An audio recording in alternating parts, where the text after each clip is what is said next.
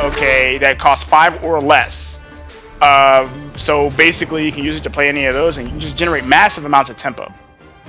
Yep, it's kind of like Daria, but for Havencraft.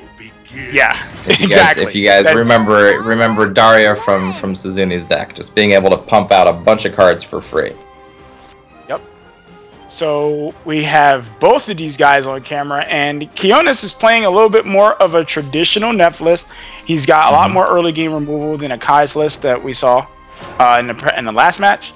And Praetorian is just playing Mid Shadow. So I think this matchup should play out basically the same exact way that we would think that it would, just based on this current starting hand. Yeah, so Praetorian a little bit less of an aggressive deck than we saw on Sheepy's end, because we see the Grimnir. It still is running Orthrus, but it's running a little bit more of a late game package and a mid game package instead of the Skeleton Fighters and all that kind of stuff. But Kionys' deck is, like you said, a lot more traditional, a lot more things like wards, card draw, just to get to the end game, as opposed to like the weird kind of interactions with Hell's Unleasher and things like that. So, all right, so he's going to trade the Bellringer into that so that he can draw a card, and more than likely he's going to kill it. Okay, there you go. And Soul Hunt is a card that will deal 3 damage to a follower, and it will gain you a shadow on its own. So because that card was played and the card effect itself will give you a shadow, the card actually generates 2 shadows on its own. Yep. So basically makes your Death's Breaths easier so that you can... That's essentially what it is. Like, you want to make sure you always have 6 shadows by turn 6 when you're playing a defensive shadow deck so that you can cast Death's Breath and get the ward enhancement effect out of it, essentially. Let's see. Praetorian is kind of looking a little rough right now. Like, his draw is okay, but he's not really able to push anything. Again, hasn't dealt any damage yet.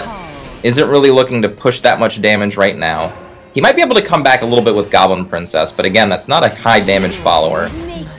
No, it's not. And we're kind of starting to see like one of the problems with oh man, he is bricking hard over there. Like, yeah, those are not cards you want to be seeing right now. Yeah. We saw Orthrus used to good effect before because there was a board and there were followers to kill, but with nothing to kill, nothing in play, Orthrus just sits in your hand. It's kind of a do nothing. Yep. So he could opt Prepare yourself. This goblin. Things are killing me. And I think it's fine. He can trade, or he's definitely going to trade. And I don't think he plays a soul conversion here. I think you just kind of wait. Or do you play the soul conversion? Really? I think he really just wants to get to a Death's Breath, which he did get to. When I'm playing Nep against any aggressive deck, all I want to do is set up a Nep and set up a Death's Breath, just in case. And the 4/3 can do something, but it can get soul squashed. It can get evolved into, like, he's playing super defensive. He's not even allowing the 1/2s to get through. He's like, nuh-uh. Nope. Well, I mean, okay, so here's a question. If you're a Praetorian right now, like, Praetorian is substantially behind. And by that, I mean, every time he tries to muster up any type of tempo, he's just stopped at the gate. How would you adapt your game plan if you were him to be able to come out of this situation? Yeah. So Praetorian basically just needs to flood as much as he possibly can. Like, one big follower at a time isn't going to do it against the Nep deck because they have Kawi, they have Nepthys. You've seen how those interactions work. You need to literally just keep presenting the biggest board you possibly can every single turn so that those cards don't affect you very much and you can start dealing damage. But honestly, at this point, it's going to be very hard. Very, very hard. Especially since we know that Kionys is sitting on 2 Neps in his hand. So we're going to be seeing that come out. And that's going to be pretty much going to spell some major trouble because those Neps are going to pull some Mordecai's. And Shadow has a hard time dealing with Mordecai. So it's gonna be rough. Shadow actually has the hardest time dealing with Mordecai. You have to go around Mordecai with Shadow. Yeah. Because there are no banish effects. There are no ways to really get rid of it. And we did see him just draw. You did see Praetorian just draw a Serb, so he could play that. He's still sitting on 3 Evo points too. Like, he's got them stocked up for next winter, bro. Like, yeah, he's ready to go. Winter's coming, and he's ready. Absolutely. Okay, so he's gonna decide to push with the Serb instead of the Ektar this turn. That makes sense. Like, maybe saving Ektar to get a full board with it, as opposed to just getting 1 extra follower with it. Alright, so they opt to trade to use the Mimi to take that out, and then he'll evolve the skeleton, take out another wolf. So, and then probably Coco to take out the last one. Yeah, what he's doing right now is he's successfully, for the time being, managed to build a board. He's been very unsuccessful throughout this entire game at building board. I think this turn is just an easy Nep. He actually might save Nep to gain life, but I like the advantage it gains you here. You get to kill at least 1 follower. Ooh. Oh, Goblin Princess. Goblin Princess. That's so sweet, dude. Interesting tech. So he's playing a 2-5-7-8 Nep. Interesting. So he gets extra wards out of this. I haven't seen this configuration.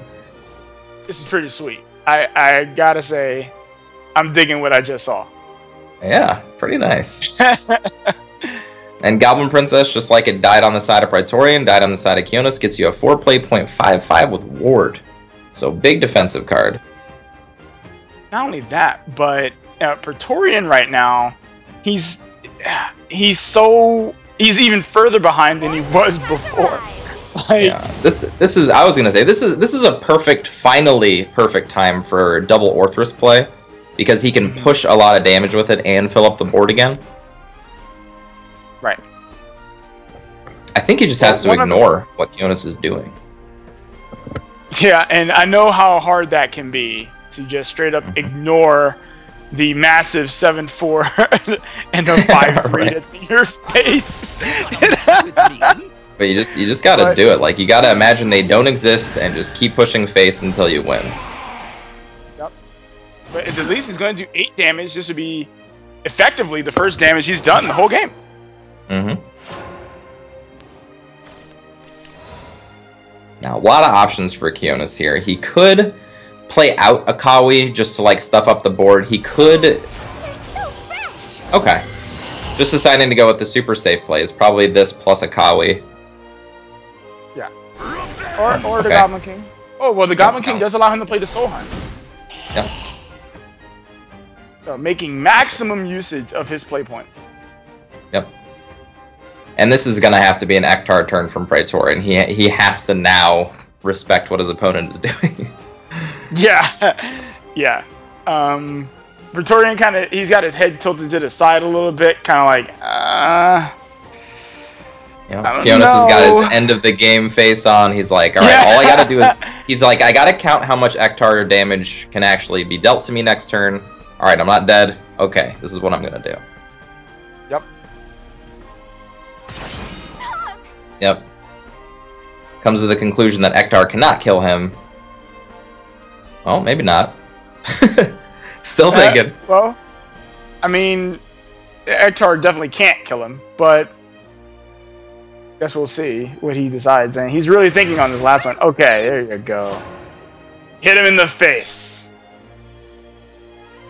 Yeah, so this is a must Ektar or Death's Breath turn. Now, both of them don't feel great. I think that Ektar might be a little better because at least Ektar will help clear off a lot of the board, and he can even take out the Mord so that the Mord goes back to being a 5-5. If he Death's Breath and for some reason, Kionys has, I don't know, a Foul Tempest or whatever, he's just opening himself up to lose the game on the spot. So I think Ektar is just a better play. Yeah, I think you can actually Ektar. I mean, Ektar also opens up the use of Zombie Party this turn too, so this head can be taken. Makes the most sense. And for those who don't know, Demon Lord Ektar aka the bane of most people's existence in Shadowverse. When it comes into play, it has Necromancy 3, summons a zombie for every 3 shadows that you had. So, you know, all you have to do is play Shadowverse and you're rewarded with this wonderful, wonderful... Right. Okay, I think he might actually ignore the Mord here and keep his 2/2 in play, because there's no real way for Nephthys to effectively deal the extra 1 point of damage, and I like this. Okay.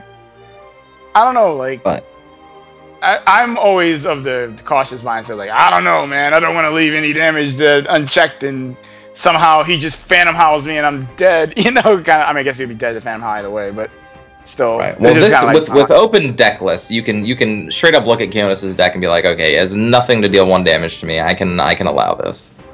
Right. I was speaking for myself, but right. Let's see if he decides to soul conversion this Kawi to be safe, or if he just wants to roll the dice. I want to see him roll the dice. I think he should soul conversion at Kawi. He probably should. I think not doing it is kind of greedy. It's a little greedy.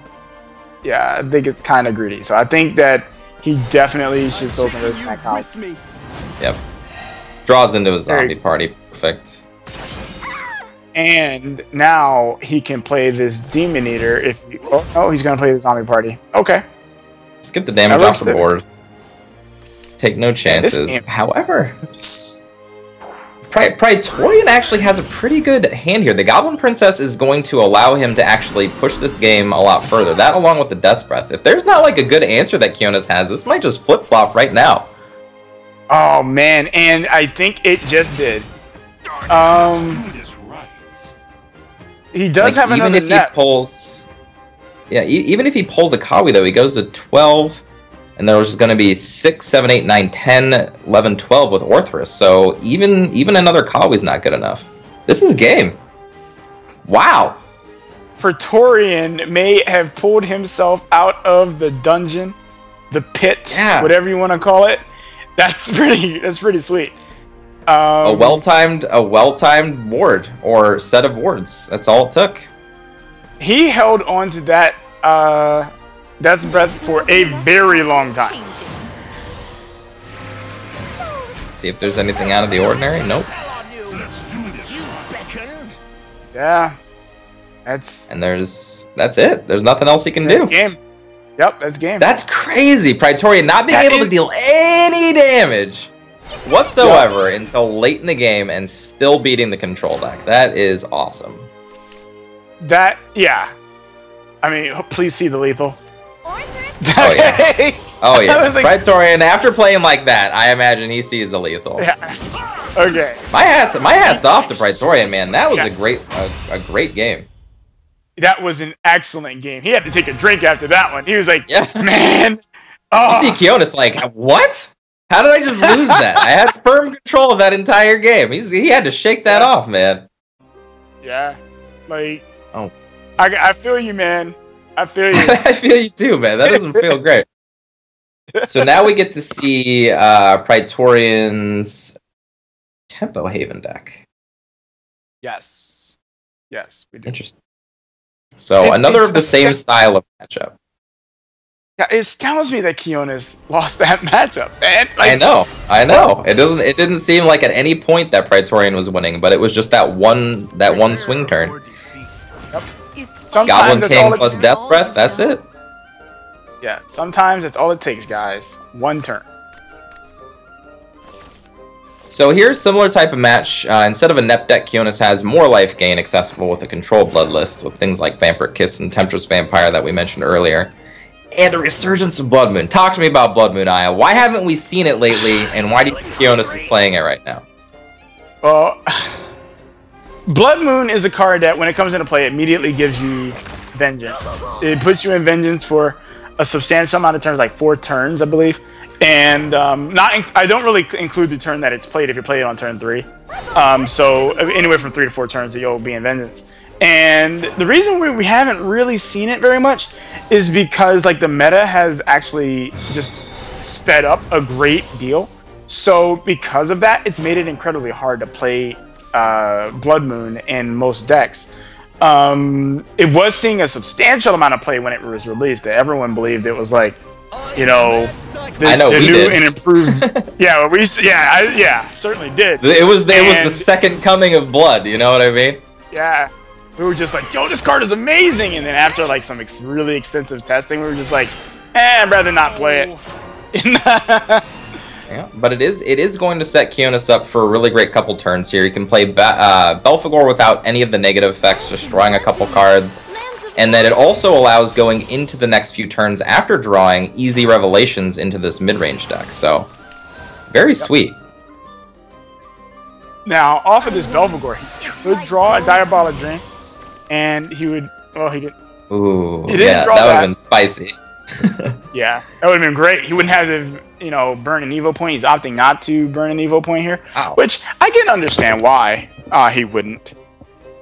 Not burning an Evo point here. Turn 6, he doesn't really have a positive Evo turn here, so I'm actually kind of confused. Yeah, I guess talk to me a little bit more about his thought process. All right, so what I think is him not burning the Evo point, like, he's probably anticipating a really long game because he's playing a very grinder matchup. And for those types of matchups, like, using your Evos early can be, you know, very detrimental to your ability to win the game as the game goes.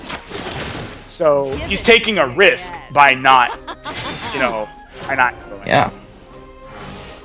I would say it's a pretty heavy risk because there's actually no way to deal with the 3/4 now. Well, actually, that's not true. Yeah, I was about to say, like, that's not entirely true. That's not true. Yeah, that's not true. He could have Vampiric Kiss plus Evo'd. I guess that is a choice he could have made. Yeah. So, we see that Praetorian has Lion, and I believe his Lion's at 2. So, and he can pop that Beast Call Arya if he wants it. Unfortunately, Kionys does not sit. He's not sitting on a lot of cards. So, I mean, he does have the Ilmarelda, but his Vengeance is going to be up next turn because the Amulet's going to go away. So, yeah, this is I think this is the perfect turn for it because this is the turn right before Revelation can be played. Right out of Vengeance, right before 8 play points. It's like that perfect sweet spot of trying to flood the board, I think. Yeah. And you can actually do it alongside of another play in Grimnir, too. Yeah. Oh, he's opting to just pass again. Hard pass. These guys are so reserved. Like, so I reserved. love it. Yeah, I love it. I think it's great. Like, it's like, man, be reserved, bro.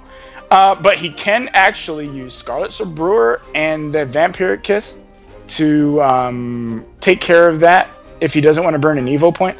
Alternatively, he could also use his Ilmarelda.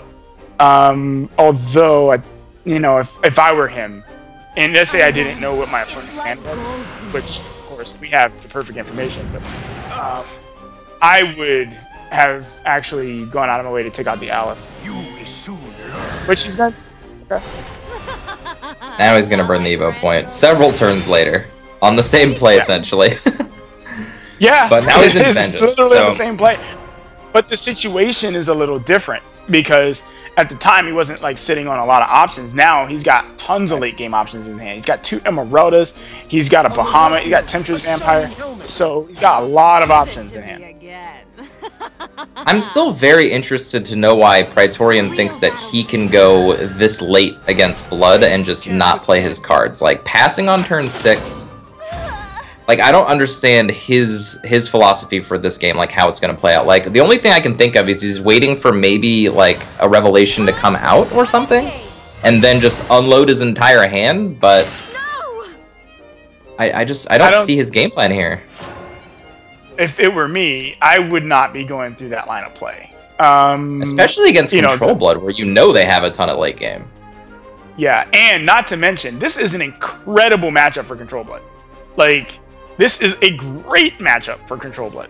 So I feel like by playing the way that he's been playing up to now, he's actually just kind of giving Control Blood exactly what it wants. Right. Just plenty of time, not flooding the board on appropriate turns to like stop Kionys from being aggressive. Just very interesting. Now again, watch Praetorian just win. I mean, he knew how to win that last matchup. Maybe he just knows better than we do. Hey, I wouldn't put it past him. Hey, he definitely won that last game. You know? Yes, definitely. He definitely won. So yes, he hey, did. Okay. He is going to be able to put together a nice little game plan here, which was allowed by Kionys by playing that second Belphegor and putting himself down to 10.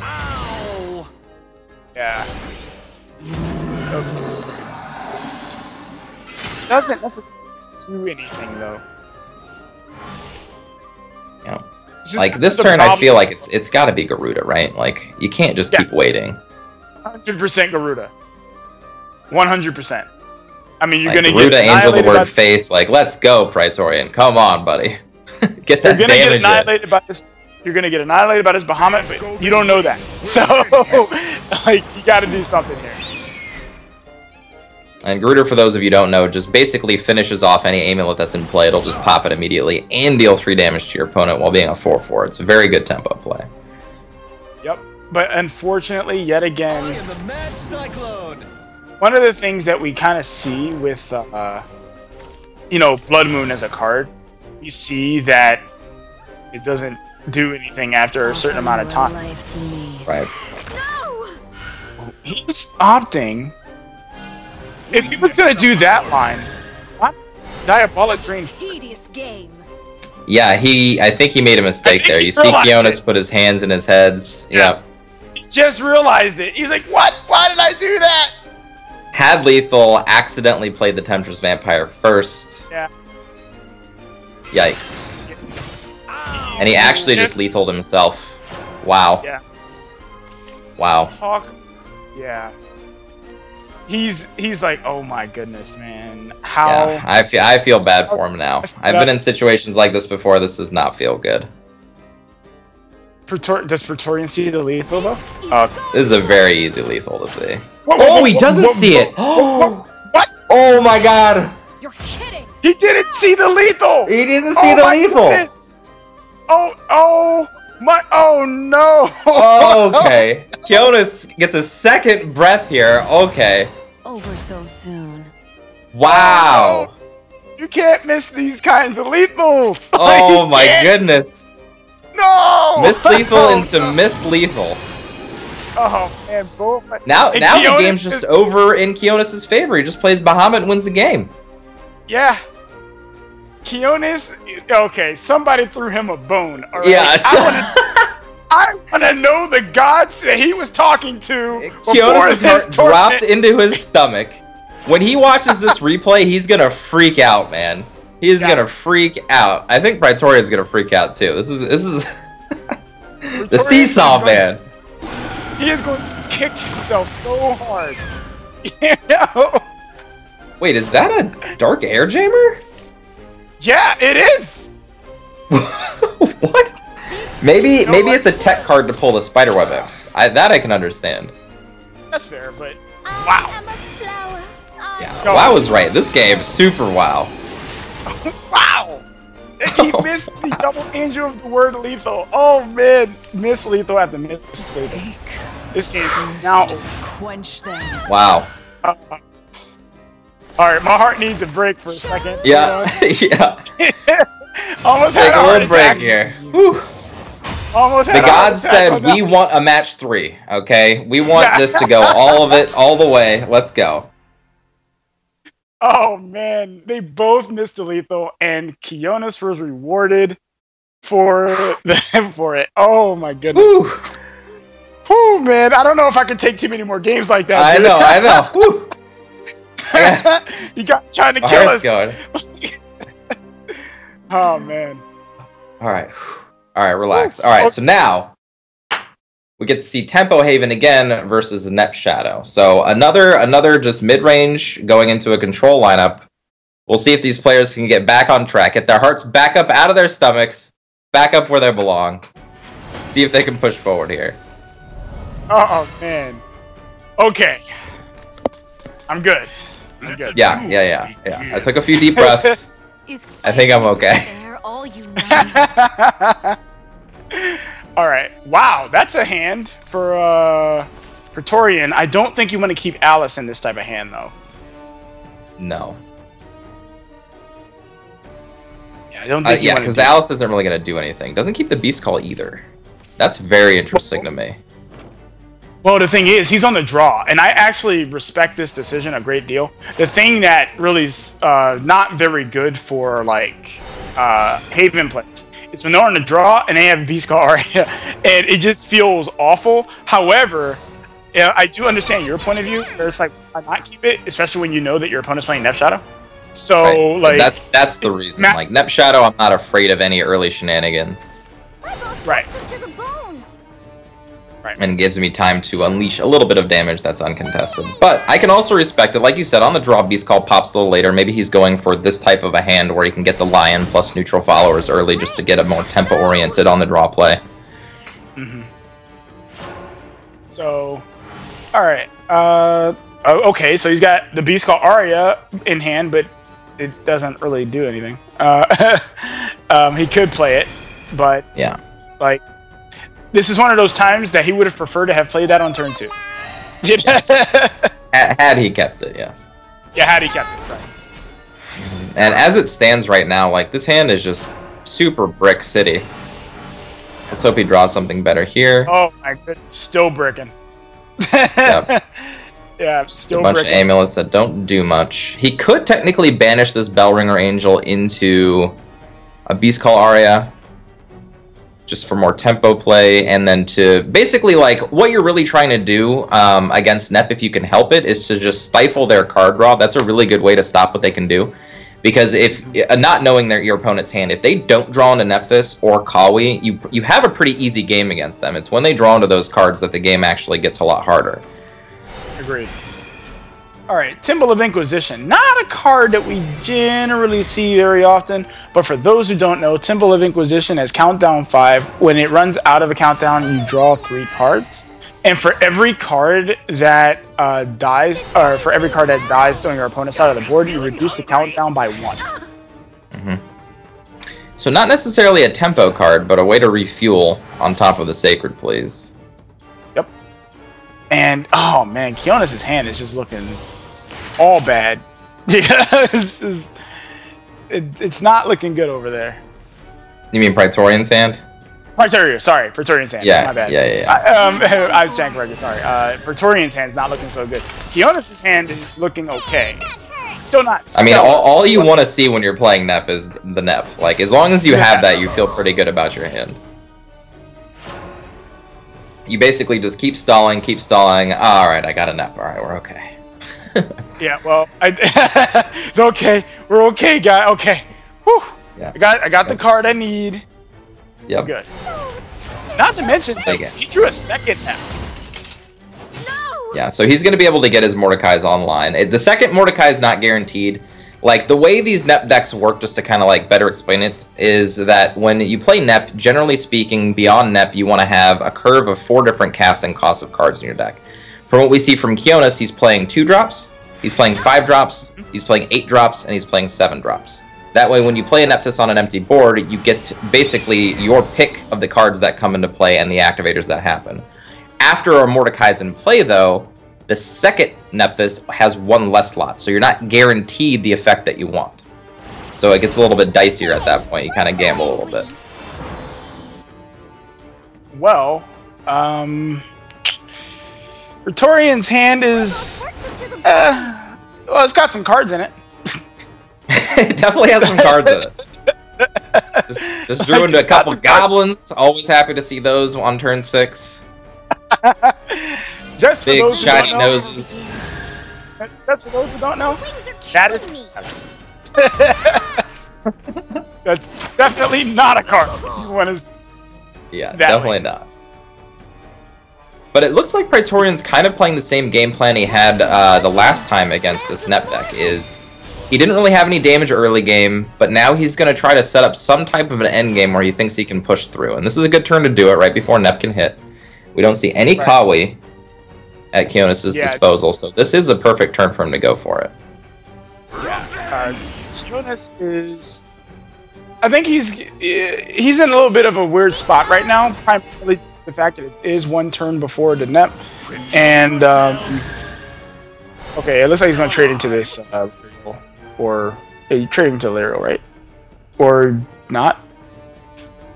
Yes, because regardless of what... well, actually, this trade is pretty heads up. So trading this way means that Black Inscripture and Priest of the Cudgel can't remove it from play.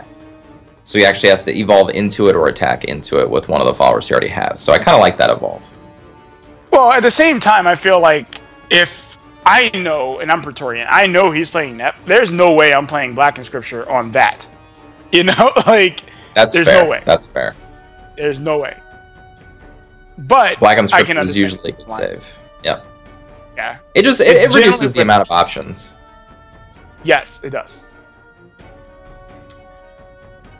Because as it stands, he's going to have to play something out of his hand to evolve into this. And okay, so he might even Black Inscripture this Bellringer Angel with this play. That's kind of what it feels like. Ooh. Okay, so this line of play, yeah, Lion can work here too. This line of play is basically just to play around the NEP turn. He's like, you know what? I'm conceding to the fact that my opponent has NEP in his hand. I don't want him to gain any life off of the NEP, so I'm not really going to care about dealing damage this turn, which I really like. Another heads-up play from Praetorian. Yeah, now they're both kind of playing heads-up right now, which is really good to see. You know, not so much in the first two games, but I think they kind of both got a feel for each other's styles now. Mm-hmm. Absolutely.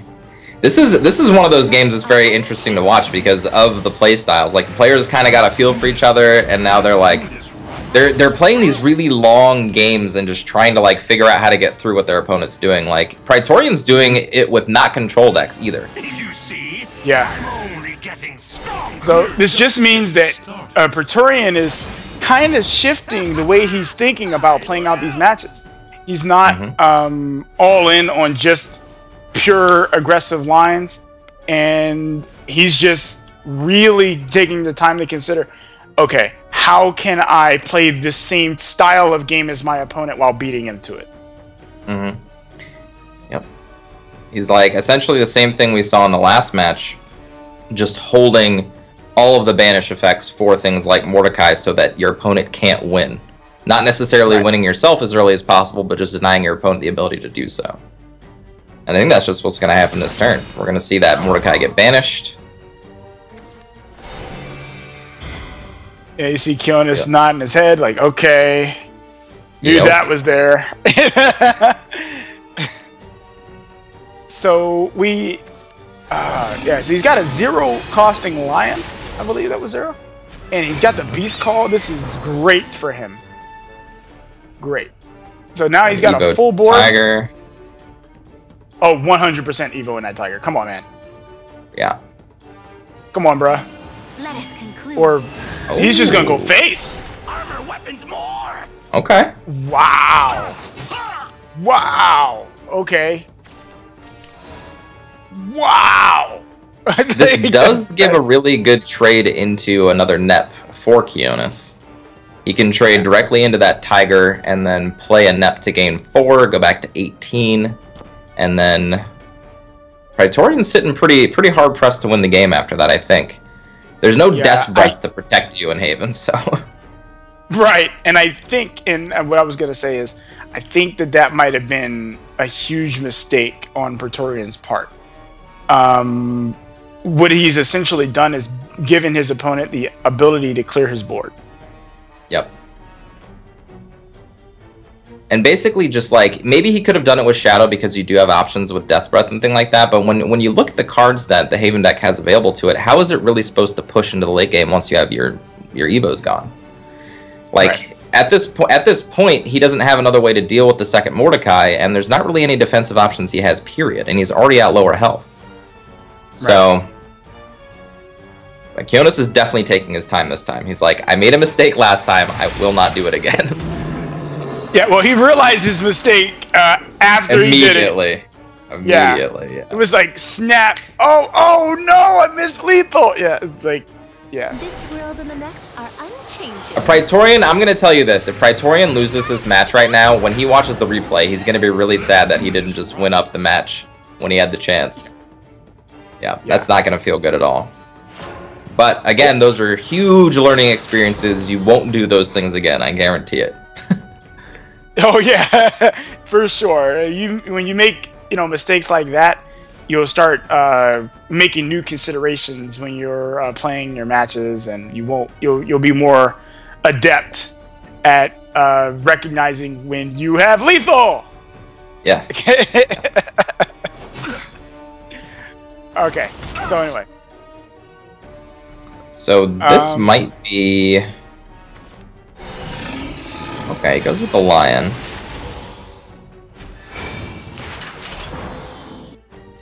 This is not. Well, it's not bad. He's got that one health point again. Just that one. Yeah. That one lion. He's an expert at playing at 1 health because that's right. And for those of you wondering, your health is the biggest resource you have in this game. If you can play, as long as you don't die, you're using your health perfectly, right?